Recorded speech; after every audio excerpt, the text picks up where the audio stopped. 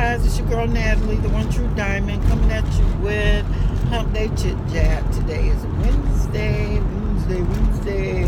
Yes. Wednesday in the middle of the week, but guess what? I get a 3-day weekend, so I'm happy.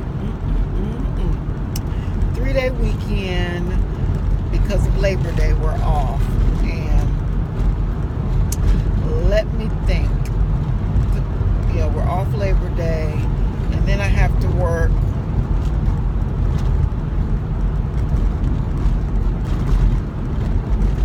two more weeks, and then I get a vacation because I'm taking a vacation the third weekend in September. So 2 more weeks and then get a vacation. 2 more weeks and get a vacation. Let me repeat that again. 2 more weeks and then I get a vacation, okay? So I'm super excited about that vacation time. Yeah. So anyway, that's not what I come on to talk about. I don't know. One thing I want to talk about is I am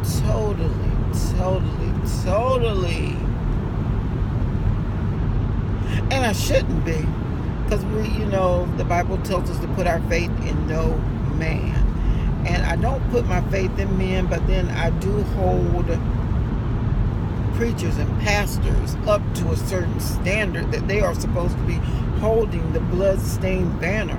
They are supposed to be leading the people to the right way. And I know they're only human too. I know they're flesh. I know we all fall and come short of the glory of God. He tells us that. I fall daily. That's why I have to say, God, forgive me daily. Daily I have to ask. Look, hourly sometimes. If I get upset, hourly. Okay? Because it's just a trickle downward hill. Should I be condemned for that?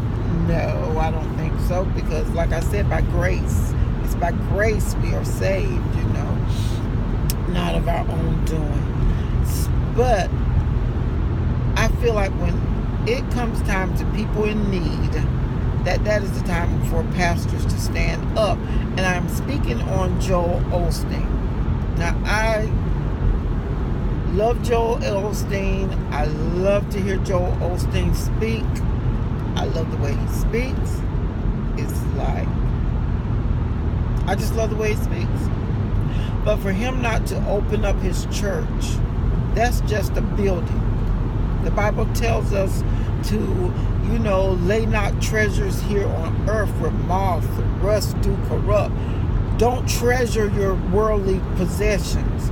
And if it's that he don't want them to come in because he doesn't want his church to be messed up, you are a multi-millionaire. You are at a mega church, which I know is raking in millions of dollars. It will not cost you much to fix your church back. Whoa, a bottle was in the road. I didn't want to hit it. Ugh, I didn't know if it was glass. It was a beer bottle. Anyway, since y'all saw that ugly face, y'all think that's God trying to get me. Maybe God is trying to tell you something. One thing I know what he's saying, you need to pray for them and not persecute. And I don't want this to be a persecution video, but I just want to say, well, yeah, we do need to pray for him. And, I know he says that God changed his mind. God dealt with him and changed his mind. And that's possible. God do that. Sometimes we can be set in our way about something. And, God will put it in your spirit and you'll be like, man, that's so right. I was wrong. I was wrong. Yes. I was wrong. I got to say I was wrong. God, I don't want to say I was wrong. Can I just carry on like nothing happened? Sometimes we get like that. That's the flesh.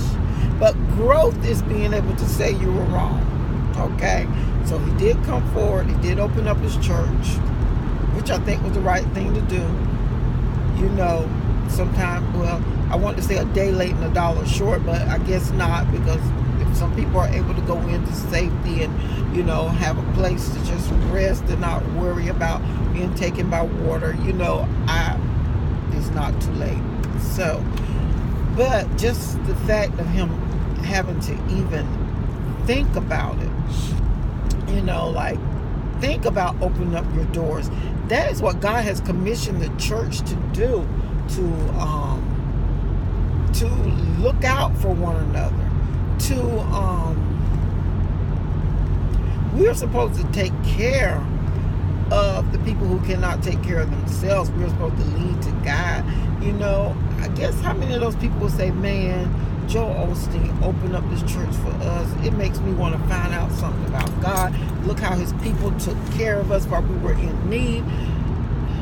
Maybe I want to find out something about this Jesus. You never know who. I'm sorry, my shirt's coming down because it's badge. Sorry. But you never know who life you're going to touch with just the act of kindness. They might be some of the roughest thugs in the world. And sometimes, I'm guilty of it, I will walk by quickly if I feel like they're up to no good. And sometimes you just got to smile and say, hi, how you doing? It doesn't hurt anything. It does not hurt anything. And I have to get myself out of that. One thing, because I grew up in the country where it won't know. We could go to bed with our doors unlocked. We would go to town shopping, door unlocked, come back home and out. Stuff like that. That's the times I grew up in. And then when we actually moved to what we call the city, I know.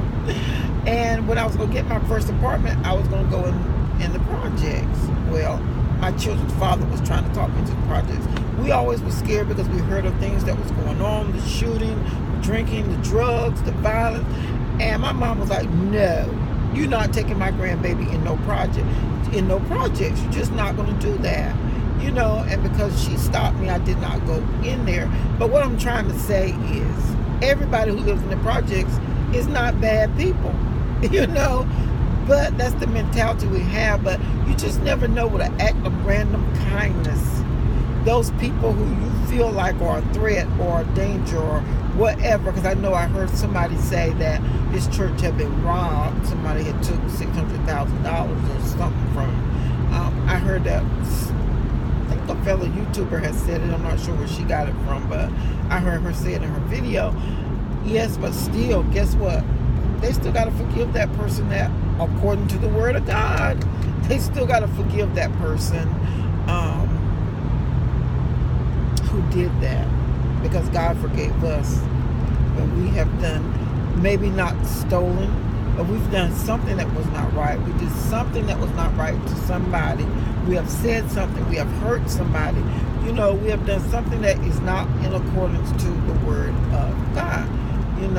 So, but I'm glad he did open up the church. I just wish that that's, I feel like, and I don't know, and maybe I'm wrong, maybe I shouldn't be feeling that way, but I feel like he's a pastor, he's a leader. It shouldn't have been a second thought.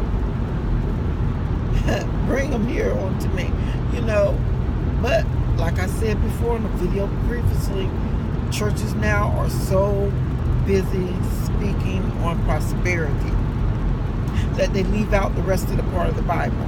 That all they're focused on now is prosperity and money, and I know God wants those things for us. He wants us to live an abundant life, but don't forget the other part of the word, the other part of the Bible. And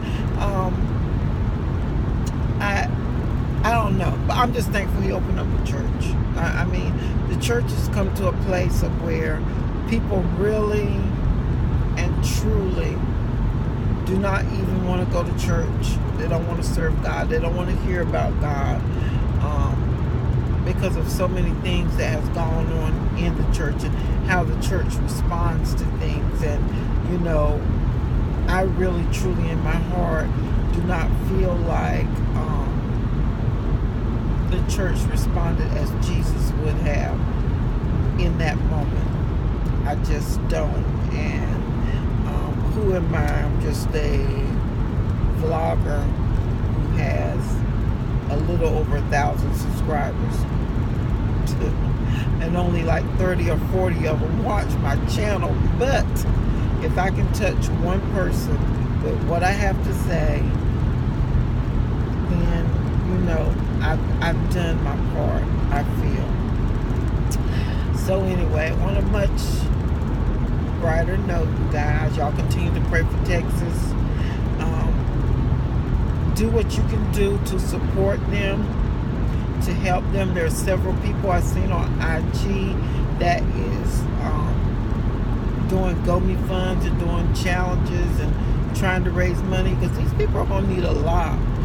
There's a lot of us couponers who have these humongous stockpiles. Guess what?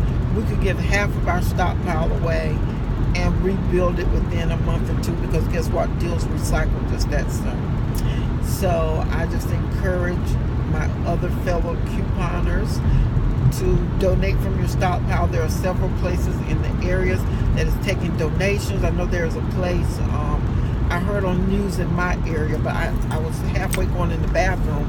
I need to find out exactly where it was at. It was some storage place. So I am going to pack up some boxes and get Derek to drop them off, because see, I work out of town. By the time I come home, I'm sure they will not be there. But I'm going to find out where locally I can donate, because of course I can't go all the way to Texas, And if you don't feel comfortable donating money to the people online, if you don't know them and don't want to put money into the GoFundMe accounts and things, I understand that. There are local places that you can donate to. So yeah, I'm not telling you where to give your money to.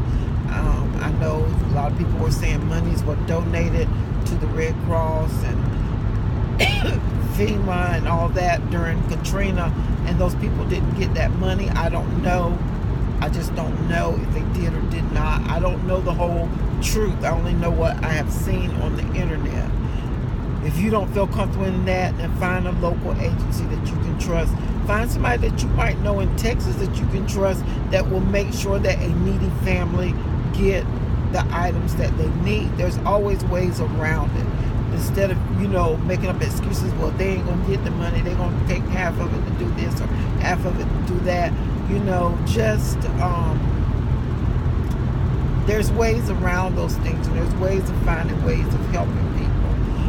So just keep your eyes out. I'm sure there's going to be people posted all around in your area, and I just encourage you, donate some of your stockpile to these people, because they're going to be needy. These places, these shelters that are housing these people are going to need supplies. It's a lot of need there right now. Anybody else who are maybe not couponers, but natural hair community, weight loss community, there's something that you can do. And if it's not financially, then guess what? You can always say a prayer. Prayers go a long way. Okay? A long way. God can reach people that we cannot even reach. He can touch people's heart, like the Joel Osteen heart. Okay? He can touch hearts, and people will do things that are totally out of their character that you would not think that they would ever do. Okay? So let's just be prayerful right now. Let's just believe. Let's regain and try to recapture that faith in God that we have allowed other people to steal from us by watching what they do. This is a time of not do as I say, don't do as I do, but as I say. This is a time out. Don't look at what people do. Do what you know. Do what you've been taught, what your Grammys and your mommies and daddies and aunties and uncles and all of them have taught you for so long growing up, So, and even if they didn't teach you, there was somebody in your community that you saw living the life, setting a good example, doing good by others, okay? You do the same thing, okay? Y'all be blessed. I'll see you in my next video. As always, remember to do what? Give God some praise. Give him some thanks for waking you up this morning, starting you on your way, give you another chance to get it right, okay? I'll see you in the next video. Bye now.